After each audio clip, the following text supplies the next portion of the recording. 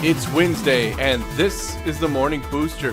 Hey everybody, welcome back. We are wrapping up the final two boosters out of the pre-release pack that we started on Monday. So why don't we go ahead and jump into the first booster pack.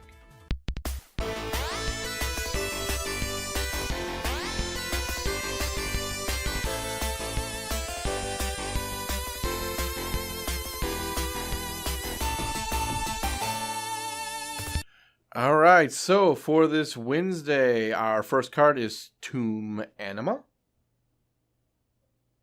Next up, we have Bone Pit Brute, Staunch Shieldmate, Keen Glide Master. I feel like every card we're looking at is the same card we saw in yesterday's booster packs. Pride Melkin. Cat card. Walking Corpse.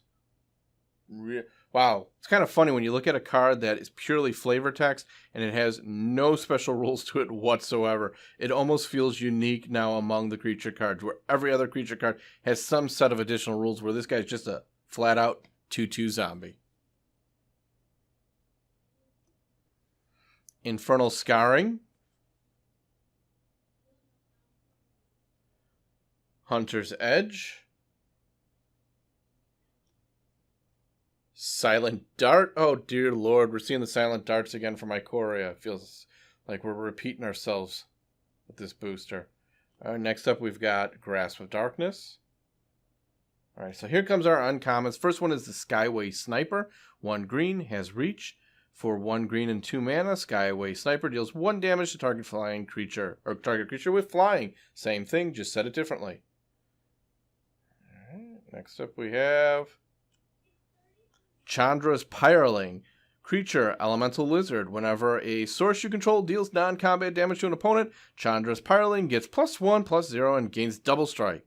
So I won't be using this card, but this is definitely one that I'll be giving to Z. Z is really taken to red and blue, and in particular red. So I think he will find a use out of this card very quickly.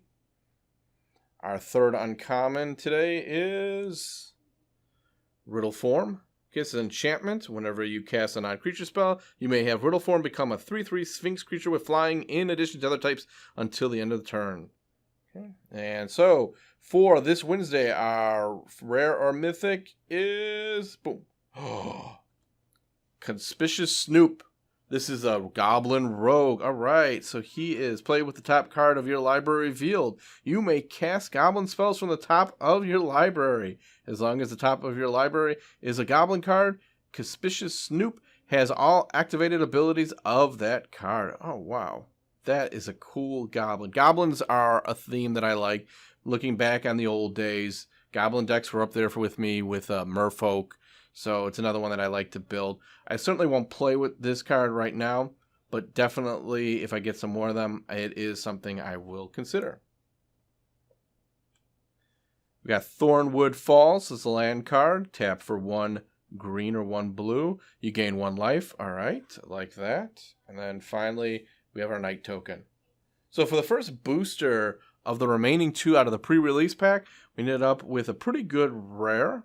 Well, why don't we go ahead and jump right away into that second booster pack.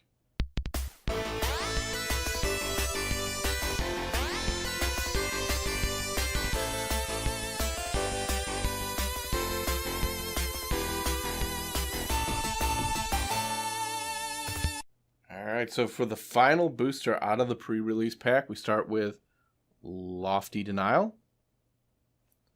Turn to Slag, Titanic Growth, Rousing Reed, Goblin Arsonist. So here's a Goblin card that we could use with the card we were just looking at. When Goblin Arsonist dies, you may have it deal 1 damage to any target. Ooh, I like that one. All right, next up we've got Sky Scanner. All right, so this is a Thopter. It's 3 mana flying. When Sky Scanner enters the battlefield, draw a card. I miss playing straight up artifact decks. I think I'm going to have to build one of those too. All right, we got a Griffin here. So, dumb question. Why aren't Griffins also cats? I mean, they're half cats to begin with, so shouldn't they be like Griffin cat or cat Griffin type? It just seems like, considering the themes running through Core 2021, it would make sense for there to for a Griffin to also be a cat. But maybe I'm just thinking about mutate too much at this point. All right, life goes on. 1 green, you gain 4 life. If a creature died this turn, you gain 8 life. Okay. Wish Coin Crab. Here's another one of those cards that has no special rules whatsoever.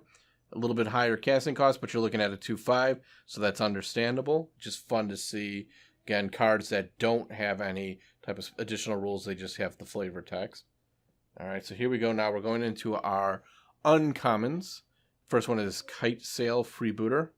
It's Human Pirate. When has flying. When Kite Sail Freebooter enters this battlefield, target opponent reveals their hand. You choose a non-creature, non-land card from it. Exile that card until Kite Sail Freebooter leaves the battlefield. All right. Next up we have Chrome Replicator. So this is 5 mana, colorless. When Chrome Replicator enters the battlefield, if you control 2 or more non-land, non-token permanents with the same name as one another, create a 4/4 colorless construct artifact creature token. Interesting. Don't know how practical that would be, but it is an interesting card. Next up we have... oh boy. We're spoiling it by getting to see the shiny foils popping through at the bottom. That's why I think some of the other videos like to hold the cards in their hands so you don't get those kind of spoilers. But you know what? Here, I like having it on the table, so we're going to spoil away when possible.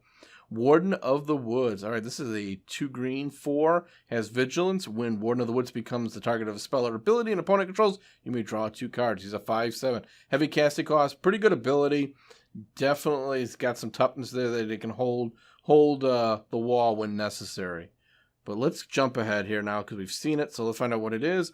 Ooh, Vito, Thorn of the Dusk Rose. Legendary creature, Vampire Cleric. Whenever you gain life, target opponent loses that much life. And then for a ridiculous amount of mana, creatures you control gain lifelink until end of turn. Ooh, I kind of like that one. So that's a pretty good rare there too. And then we have, oh, we've seen this one. Again, another duplicate. And it's funny, this is another foil. So I'm wondering if this is going to be like the Springjaw Trap with Ikoria, where I'm going to keep getting foil Twin Blade Assassins. It just seems to keep popping up this way for me. I think this is actually, at this point, my 3rd Twin Blade Assassin foil. So I don't know why I keep getting them, but I do. Not a bad card. A little bit high casting cost. I like the Ravnica theme, but I don't think I'm going to get much use out of it, so it's just going to go into the box.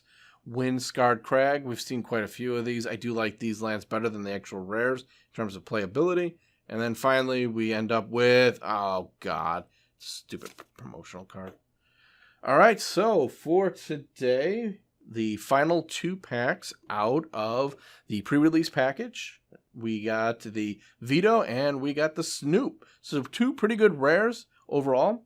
Collectively, I don't think we proved the theory that the boosters out of the pre-release packs are actually better than those you get in a standard booster box, but it's random, so we're only going off a very, very small sample size of 1, so nothing conclusive can really be drawn from that.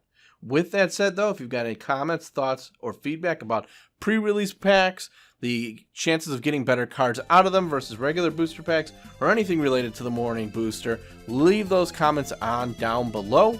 If you're enjoying these videos, also give me a like. A like is motivation to keep on doing these. And finally, and as always, thanks for watching, everybody. Till next time.